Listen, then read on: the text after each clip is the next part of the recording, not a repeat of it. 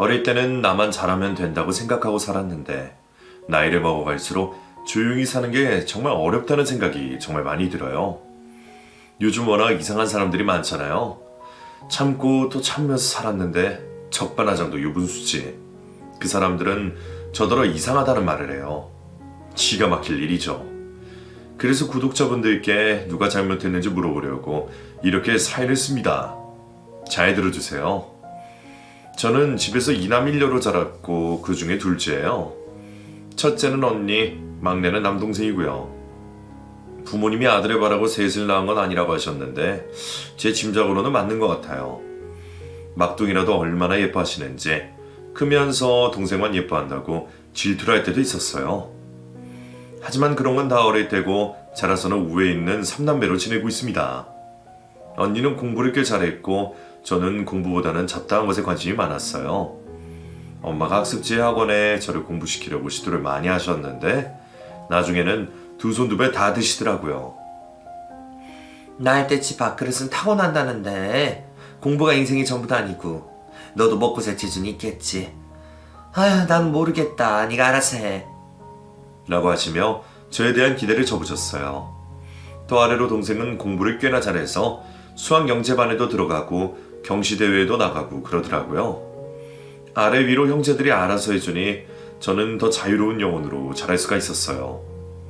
그래도 대학은 가라고 하셔서 고3 때는 마음 잡고 공부를 했고 무사히 대학에 들어갈 수 있었어요. 명문대는 아니지만 4년제 대학이라 나름 뿌듯했는데 그러면 뭐 하나요? 그때 공부한 거는 하나도 못 써먹고 다른 일을 하고 있어요. 대학 4학년 때 친구들은 취업을 위해 바쁘게 돌아다닐 때 저는 꽃꽂이에 빠져서 플로리스트 자격증만에 수강한다고 정신이 없었어요. 친구들이 다들 저더러 속 편하다며 부러워할 정도로 취업에는 전혀 관심이 없었죠. 내가 하고 싶은 일에 집중하는 게 맞다고 생각했어요. 그래서 자격시험을 쳤고 저는 플로리스트가 됐죠. 자격증만에 연결된 일자리가 몇 개 있었는데 그 중에서 웨딩 플라워에 관심이 갔어요. 평생에 단 하루인 그날에 가장 화려한 주인공의 손이 들리게 되는 부케와 예식장을 꾸미는 일이 제 마음을 사로잡았거든요. 그래서 그쪽으로 진로를 정하고 일을 하게 됐고 주말도 평일도 없이 일에 매달려 정신없이 지냈어요. 보통 예식이 주말에 있잖아요. 그래서 저에게 주말은 쉬는 날이 아니라 가장 바쁜 날이었어요. 남들 쉴 때 일을 하다 보니 친구들과 여행도 제대로 못 갔고 가족여행도 참석하는 게 어려웠어요. 같이 갔다가도 당일 저 혼자 집에 오기도 하고 그 시절 저에게는 다른 무엇보다 일이 제일 중요했고 덕분에 제 커리어는 날로 높아졌어요. 그리고 통장에도 돈이 쌓였고요.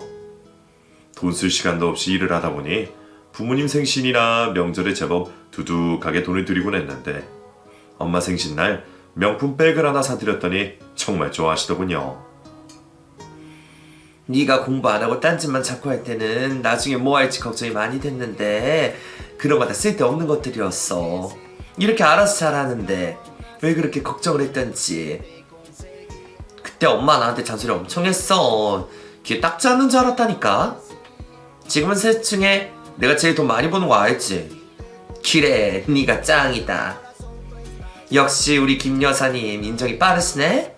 내년 생신에는 해외여행이라도 보내드려야 하나? 돈 자꾸 쓸 생각하지 말고 부지런히 모아. 나는 이런 것도 과해. 엄마 아빠한테 쓰는 거 하나도 안 아깝지. 알아서 하니까 걱정 마세요. 열심히 번 돈으로 사랑하는 가족들에게 돈 쓸 때 정말 기분이 좋았어요. 나한테 돈 쓰는 건 조금 인색한 편이었거든요. 친구들 들고 다니는 명품 백도 그다지 관심 없었고 옷장에 넘치도록 옷이 있으면서 신상이라고 또 사는 것도 저는 별로였어요. 청바지 입고 다니면서 운동화 신는 게 제일 편했던 저는 남들 다 하는 거 하지 않아도 충분히 행복하고 즐거웠어요.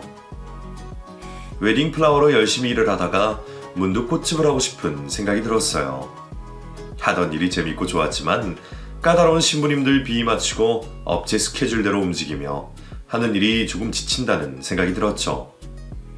이미 입지도 닦아놨고 고정 고객도 있는데 배부른 소리일 수 있지만 다른 일을 해보고 싶은 마음도 있었어요. 그래서 나이 30에 꽃집을 창업하게 되었어요. 원래 꽃을 만지던 일을 했기에 어려운 건 없었는데 다만 힘든 게 있다면 돈이었어요. 부모님께 손 안 벌리고 혼자 힘으로 하려다 보니 지금이 빡빡하더라고요. 대출도 조금 내고 해서 가게를 오픈하게 됐고 권태로움이 생겼던 저에게 또다시 활력이 생겼어요. 처음엔 손님도 별로 없고 해서 단골 확보에 온 신경을 집중했어요. 아침 저녁 출퇴근길에 전단지도 뿌리고 블로그에 홍보도 하고 인근 병원이며 아파트, 상가에 전단지와 이벤트 쿠폰을 잔뜩 뿌렸죠. 하나하나 다 돈이라서 출혈이 심했지만 그래도 다 돌아온다 여기고 열심히 쫓아다녔어요. 어느새 입소문이 퍼지고 단골도 생기고 꾸준히 주문이 들어오기 시작했어요. 꽃 홍보하려고 얼굴 철판 깔고 발악을 했더니 손님이 늘더라고요. 처음엔 계속 적자를 봤던 것도 2년차의 흑자를 보면서 숨통이 트이기 시작했고 마음이 편해지면서 일이 더 잘 되기 시작했어요. 그 전에 일을 할 때도 괜찮았지만 꽃집을 운영하는 것도 재미있었어요. 오히려 나만의 스타일로 꽃을 꾸밀 수가 있어서 더 재미있기도 했고요. 그렇게 꽃에 매달려서 지낸 시간도 10년이 넘어가고 주위에는 솔로인 친구들이 몇 안 남아 있었어요. 심지어 연애 한번 제대로 안 한 사람은 저밖에 없었죠. 딱히 연애에 관심이 없었어요. 꽃에 미쳐 있어서 남자가 눈에 들어오지도 않았고요. 친구가 시집을 가고 아이를 낳고 그 아이가 자랐고 단짝 친구는 그 나이에 애가 셋이었지만 저는 전혀 부럽지가 않았어요. 불안하지도 않았고요. 당사자인 저는 아무 생각이 없는데 부모님, 특히 엄마가 걱정이 대단하셨어요. 네 동생도 장가가서 애를 낳았어. 넌 어쩌려고 그래? 막둥이를 일찍 결혼한 거고 걔 신호위반해서 한 거잖아. 뭐가 됐든 남들 다 가는데 왜 너는 남자 하나 못 사귀냐고. 네가 뭐가 모자라서. 모자라서 못 만나는 게 아니고 내가 안 만나는 거라니까. 시끄러. 예쁘게 낳아준 뭐해? 써먹지를 못하는데.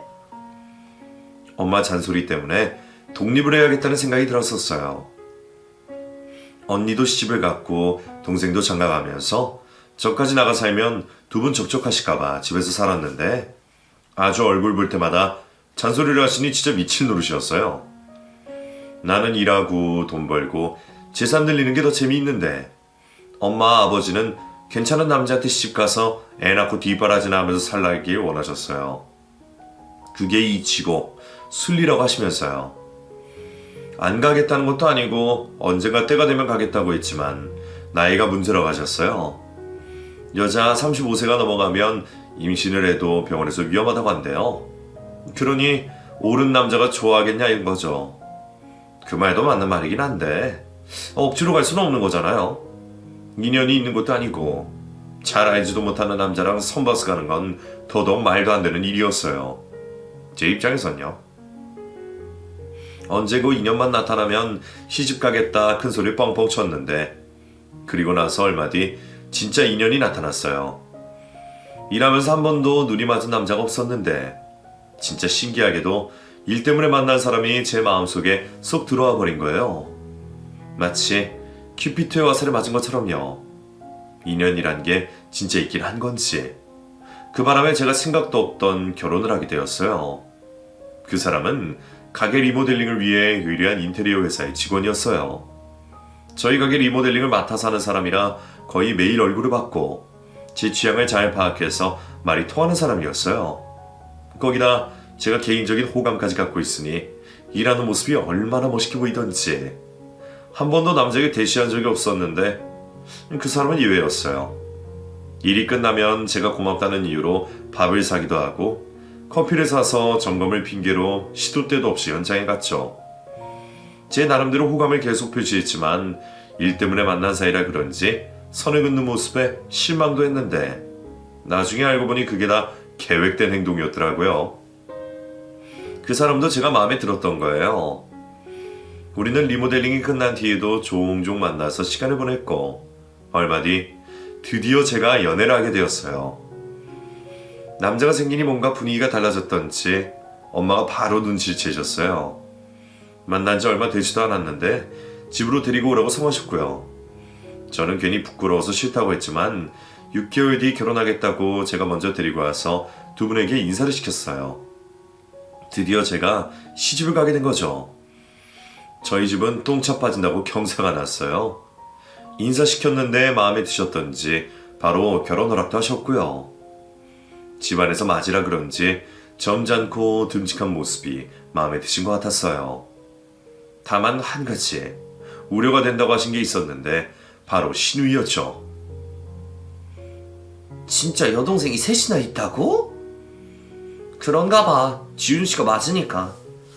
에휴, 그 집은 우리 집이랑 반대네. 아들 하나 더 낳으려고 줄줄이나 하셨나? 그나저나 신우가 셋이면 곤란한데? 뭐 어때? 요새 어떤 세상인데? 요즘은 옛날처럼 안 그래, 엄마. 네가 어떻게 하니? 집집마다 다른 거지. 인연이 됐으니 결혼을 한다만 시집살이 같은 거 없어야 할 건데. 엄마, 내가 사람 상대하는 일만 10년이 넘었어. 진상들 상대하는 거 일도 아니야. 신우들이 진상도 아닐 거고. 아, 그래. 생각한 대로만 살면 얼마나 좋니? 그게 내 마음대로 안 되니까 문제지. 처신 잘해. 말하는 거 조심하고. 알겠어요. 걱정 붙들어 매셔요. 나이 찬 딸 시집 보낸다고 좋아하시면서도 신우가 셋이라 걱정이 늘어지셨어요. 원래 엄마 맘에 다 큰 애라도 물가에 내놓은 아기 같다고 하잖아요. 결혼식 하는 당일까지도 엄마 눈에 기쁨보다는 걱정이 더 가득하셨어요. 그 사람도 집에서 결혼이 늦은 편이라 양가의 축하 속에 우리는 결혼식을 올렸어요. 결혼식 날 안 오려고 단단히 마음을 먹고 식장에 들어갔는데 엄마랑 눈이 마주치고 둘 다 눈물이 터져서 끝날 때까지 눈화장 고친다고 아주 시끄러워했어요. 무사히 결혼식을 마치고 우리는 북유럽으로 신혼여행을 갔어요. 둘 다 바빠서 시간 빼는 게 힘들었지만 평생에 한 번 가는 신행이라 멋진 곳으로 가고 싶었는데 다녀오고 나서 바로 허니문 베이비가 생겨버렸어요. 결혼을 하자마자 아이까지 생기니 양가에는 겹경사라고 난리가 났어요. 저도 제 몸에 아이가 생겼다는 게 신기하기만 했고 기쁘고 좋았고요. 워낙 정성을 많이 쏟은 꽃집이라 계속 운영을 하고 싶었어요. 그런데 입덧이 말썽이었어요. 나이가 차서 임신을 한 거라 걱정이 많았는데 다행히 병원에서는 아기집이 자리를 잘 잡았다고 했어요. 그런데 입덧이 너무 심해서 일상생활이 되지 않는 거예요. 별 수 없이 저는 꽃집을 처분하고 집에 들어앉게 돼버렸어요. 언니, 입덧은 좀 어때요? 아직 좀 힘든데 참을만 해요. 아유, 우리 콩아리가 별난가 봐요. 나는 입덧 하나 없이 지나갔는데. 아, 그래요? 덜 힘들었겠어요. 힘들긴요. 나을 때도 진통하고 2시간 만에 나왔다니까요. 능력만 있음 하나 더 낳고 싶어요. 내 신랑을 잘못 만나서 더 못 낳는 거지만요. 왜요? 심해부님도 능력 있으시잖아요. 능력 있긴요. 능력은 오빠가 있죠. 월급은 쥐꼬리만큼 벌어오면서 맨날 집밥만 먹으려고 그러고. 언닌 좋겠어요. 얼마나 좋아요. 결혼할 때 오빠가 집도 하고 이렇게 임신했다고 일도 그만두게 하고요. 네. 일은 어쩔 수 없이 내가 그만둔 거고 집도 전세해야 될 때 제 돈에 보태서 한 거였어요. 그런데 신우는 잘못 알고 있더라고요. 얼마나 자기 오빠가 대단한 줄 아는지. 싫은 소리 일부러 할 거 없다 싶어 적당히 맞장구를 쳐주는데 신이 나서 자기 남편 욕을 한참이나 하고 갔어요. 그렇게 동생이 자랑스럽게 생각을 하고 있는데 어느 날 남편은 그 돈 잘 버는 직장을 때려치운다고 하더군요. 뱃속의 아이는 크고 있고 저도 일을 그만둔 상태인데 일을 그만둔다는 말에 깜짝 놀랐어요. 잘 되는 직장 왜 그만둬?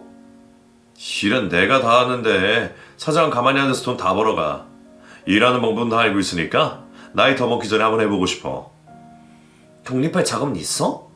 당신 돈 있던 거 집 갈 때 다 썼잖아. 엄마가 돈을 좀 해주시기로 했는데 안 그래도 자금이 좀 부족해서. 당신 혹시 여윳돈 있어? 내 돈? 나 나중에 가게 다시 해야지. 내가 돈 벌어서 그때는 지원해줄게. 당장은 내가 급하니까 좀 쓰자. 독립해서 자기 가게를 차리겠다는 말에 걱정이 앞섰어요. 남편 실력이야 내가 익히 알고 있지만 사장이 되면 모든 걸 다 책임져야 하는데 그걸 감당할 수 있을지 너무 불안하더라고요. 인테리어는 자식값도 많이 들어가는 업이라 미천도 많이 들고요. 애 좀 키우고 나서 다시 창업할 생각이라 묶어뒀던 돈도 달라고 하니 내키지가 않았지만 한편으론 언제까지 남의 일 밑에서 일을 할까 싶기도 했어요. 그래서 한번 믿어보자 싶었고 가지고 있던 1억을 빌려줬어요. 생각보다 돈이 컸던지 남편이 엄청 좋아했어요. 시어머님도 제가 돈을 해줬다는 걸 알고 엄청 좋아하셨고요. 사주 보러 갔을 때 제 덕분에 남편이 훨훨 난다고 했다면서 귀인이 집안에 들어왔다 하시면서 얼마나 띄워주시든지 과하게 칭찬하신다는 느낌도 들었지만 뭐 좋은 게 좋은 거니까요. 남편이 돈 안 까먹고 가게를 잘 운영하길 바랄 뿐이었어요. 제 걱정과는 달리 꽤나 가게를 잘 꾸려갔어요. 남편 실력은 제가 인정한다고 했잖아요. 역시 잘하더라고요. 생활비도 갈수록 더 많이 주고 일이 바빠서 쉬는 날이 많지는 않았지만 쉬게 될 때는 꼭 저와 함께 시간을 보내려고 했고요. 그 사이 아들도 태어나서 우리 부부는 걱정이 없었죠. 그때까지는 시누이들도 크게 마주칠 일이 없었고 명절이나 어머님 생신 때 가끔 마주치는 거라 적당히 거리를 두고 살 수가 있었어요. 그런데 결혼 7년 차에 시아버님이 돌아가시면서 어머님이 변하셨어요. 그전에는 애도 어리고 남편도 바쁘고 해서 시댁에서 호출도 별로 없었는데 병으로 아버님이 돌아가시자 완전히 돌변해버리셨어요. 조금만 불편하거나 불안해도 저희에게 전화가 와서 시댁으로 부르셨거든요. 아버님과 사별하셨으니 심리적으로 많이 힘드셔서 그런가 보다 여겼는데 갈수록 정도가 심해지셨어요. 지훈아, 나 혼자 사니까 너무 무섭고 힘들다. 네 아버지처럼 자다가 그냥 죽어버리면 내가 죽은 거 아무도 모를 거 아니야. 너무 무서워서 잠이 안 온다. 어머님, 제가 매일 아침에 전화드리잖아요. 일주일에 3번이나 오고요. 자주 오는데 무슨 일 있겠어요? 너무 걱정 마세요. 너는 조용히 해라. 내가 애비랑 얘기하잖아. 네? 아, 네. 엄마, 이 사람 말이 맞아요. 우리 자주 오는데 뭐가 걱정이세요? 너는 몰라. 네 애비 먼저 가고 내가 얼마나 힘든지. 품 안의 자식이라더니 너도 네 처만 챙기냐? 무슨 말씀을... 아니에요, 엄마. 됐다. 아유, 늙으면 죽어야지. 죽어야 속이 편하지. 어머님은 저희와 같이 살고 싶다고 계속 남편에게 조르셨어요. 남편은 제 눈치를 보고 차차 생각해보자고 둘러 얘기를 했지만 내심 모시고 싶어하는 것 같아 보였고요. 이 사실을 안 친정에서는 절대 안 된다고 벌쩍 뛰셨어요. 아니, 노인네가 왜 그런데? 왜 자꾸 앞가자고 그러는 거야? 아버님 돌아가시고 충격이 크신가 봐. 병으로 돌아가신 걸 어쩌겠니? 아무리 그래도 합가는 아니지. 너 절대로 합가하면 안 돼. 김서방한테 싫다고 해. 어떻게 딱 잘라서 말해, 자기 엄마인데. 너 그러다가 일하러 다시 못 나가. 용이 이제 7살이고 몇 년 있다가 너도 일하러 나가야지. 뭐 어떻게 되겠지. 나도 합가는 별로야. 엄마 말대로 꽃집을 다시 오픈할 예정이었어요. 그런데 합가를 하게 되면 솔직히 일하러 가는 게 더 미뤄질 것 같은 생각도 들었죠. 합가는 최대한 미뤄보자 마음을 먹었는데 남편이 저에게 사정사정을 했어요. 집에서 나 혼자 아들이야. 내가 맞은데 동생들한테 엄마 맡기기도 그렇고. 당신 부담되는 거 아는데 우리 엄마 너무 불쌍하잖아. 같이 살자. 어? 내가 당신 많이 도와줄게. 일 때문에 바빠서 지금도 못 도와주는데 어머니 오신다고 당신 시간이 다? 시간 내 볼게. 나는 우리 엄마 불쌍해서 저리 혼자 못 두겠어. 제발 부탁 좀 하자. 어? 알겠어. 정말? 진짜지? 합가 허락한 거지? 그래, 어쩌겠어. 어머님이 저리도 울고불고 하시는데. 아, 모시고 오지 뭐. 그렇게 시어머님과 합가를 하게 됐어요. 정말 내키지 않았어요. 어머님이 거동이 불편하시거나 우울증 때문에 바깥 활동을 못 하시는 것도 아니었어요. 운동하신다고 수영도 꼬박 하셨고 일주일에 모임도 2개씩 있는 분이셨는데 밤에 혼자 있기 무섭다고 합치자고 하신 거였거든요. 그러니 최대한 피하고 싶었는데 어쩔 수 없이 합가하게 됐으니 받아들여야 했어요.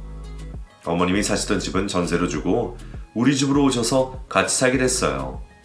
그 전세금은 또 남편의 사업 자금으로 들어갔죠. 이왕 모시게 됐으니 어머님과 잘 지내고 싶었어요. 매일 얼굴 보면서 식사도 같이 해야 하는데 마음이 불편하면 살기 힘들잖아요. 그래서 저도 며느리 노릇 제대로 한번 해보자 마음을 먹었죠. 식사도 매시간 챙겨드리고 간식도 빠지지 않았고요. 계절이 바뀌면 옷이랑 신발도 새로 해드리고 친구분들과 여행 가실 때는 용돈도 꼬박꼬박 챙겨드렸어요. 며느리 노릇이 별거 있나요? 식사 잘 하시고 집에서 편하게 지내시게 해드리는 것, 그게 다 아닌가요? 그래서 제 개인 시간도 줄여가면서 성심성의껏 챙겨드렸는데 시누이들은 제가 못 믿음직했나봐요. 3시나 되는 시누이들이 돌아가면서 주말마다 저희 집으로 찾아오는 거였어요. 처음에는 어머님이 집으로 옮기셨으니 걱정이 돼서 오나보다 했어요. 근데 그게 아니었어요. 자기들은 엄마 계신 곳이 친정이라면서 주말마다 와서는 퍼질러 있다가 가는 거였어요. 제가 차려주는 밥이랑 간식이랑 먹으면서요. 엄마, 진작 오빠 집에서 살 걸 그랬어. 세연이가 다 했으니까 엄마 얼마나 편하오? 꼭 그렇지만 너 하나. 어? 뭐가 불편한데? 음식이 입에 안 맞아서 밥 때마다 집어먹을 게 없다. 엄마, 그런 얘기 세연이 듣는 데서 하지 마요. 혹시나 엄마 구박할라. 하, 지가 그럴 짬이나 된다니? 내 아들 집에 사는데 지가 왜? 우와, 우리 엄마 강큰 시어머니네. 오빠도 세연이한테 꼼짝 못할걸? 하여튼 세연이한테 잘한다 그래요. 그래도 그래야 뭐라도 더 주지. 시끄러. 니들 자꾸 잔소리 하려거든. 그만 가. 정신 사나워. 안 해. 저녁 먹고 갈 거야. 집에 가면 또 밥 해야 하는데 귀찮게 왜 그래? 어머님 방에서 자기들끼리 얘기를 주고받는데 그 소리가 부엌에 있는 제 귀에 다 들렸어요. 방문은 활짝 열어두고 큰 소리로 얘기를 하니 제 귀에 다 들어오죠. 시누이는 제 눈치를 보는 척만 하면서 하고 싶은 말 다 하는 그런 인사였어요. 그럴 때마다 저는 속이 뒤집어지죠. 진심으로 어머님을 잘 모시고 싶은데 제 성의를 저래도 곡해서 보고 있으니 제가 할 맛이 나겠냐고요. 어머님도 웃긴 게